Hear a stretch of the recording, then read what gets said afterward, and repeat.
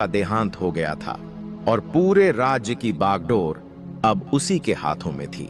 जब वीर राजधानी देवगढ़ पहुंचा तो उसे यह जानकर झटका लगा कि उसका पिता अब इसी विशाल साम्राज्य का शासक है।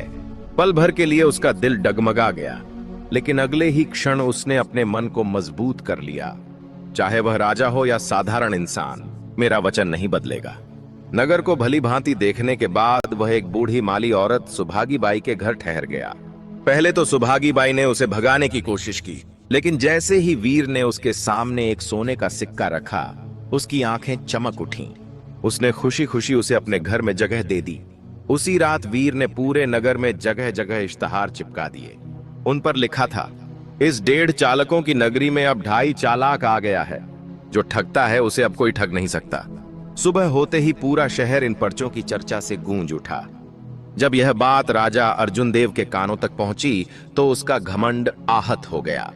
गुस्से में उसने तुरंत ऐलान करवा दिया, जो भी इस 2.5 चालाक को पकड़कर मेरे सामने लाएगा उसे भारी इनाम दिया जाएगा। इनाम की घोषणा सुनते ही नगर का कोतवाल रुद्रदत्त सीधे दरबार में जा पहुंचा। हाथ जोड़कर उसने कहा, महाराज बस एक मौका दीजिए, मैं उस 2.5 चालाक को आपके चरणों में ला गिराऊंगा। राजा अर्जुन देव ने सिर हिलाकर अनुमति दे दी। उधर वीर, जिसे पूरा नगर अब 2.5 चालाक के नाम से जानने लगा था, यह खबर पहले ही बूढ़ी माली औरत सुभागी बाई से सुन चुका था कि कोतवाल उसे पकड़ने की तैयारी कर रहा है। शाम ढलते ही कोतवाल रुद्रदत्त अपनी टुकड़ी के साथ नगर की गलियों में गश्त पर निकल पड़ा। उसी समय वीर ने फिर एक नया रूप रचा।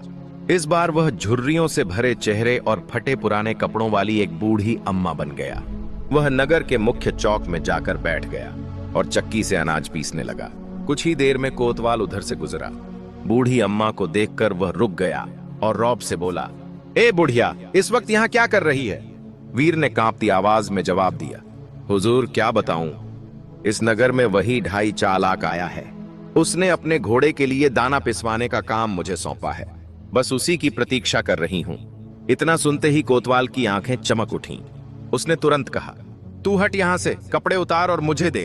वीर ने मुस्कान दबाते हुए अपने मैले फटे वस्त्र कोतवाल को थमा दिए और खुद उसके कपड़े पहनकर चुपचाप वहां से निकल गया।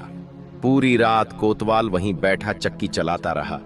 हर पल यही सोचता रहा, अभी 2.5 चालाक आएगा और मैं उसे पकड़ लूंगा।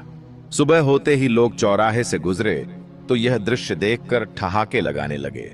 नगर का कोतवाल रुद्रदत्त एक बूढ़ी अम्मा की तरह बैठा चक्की चला रहा था। किसी ने उंगली उठाई, किसी ने ताना मारा, तो कोई जोर जोर से हंस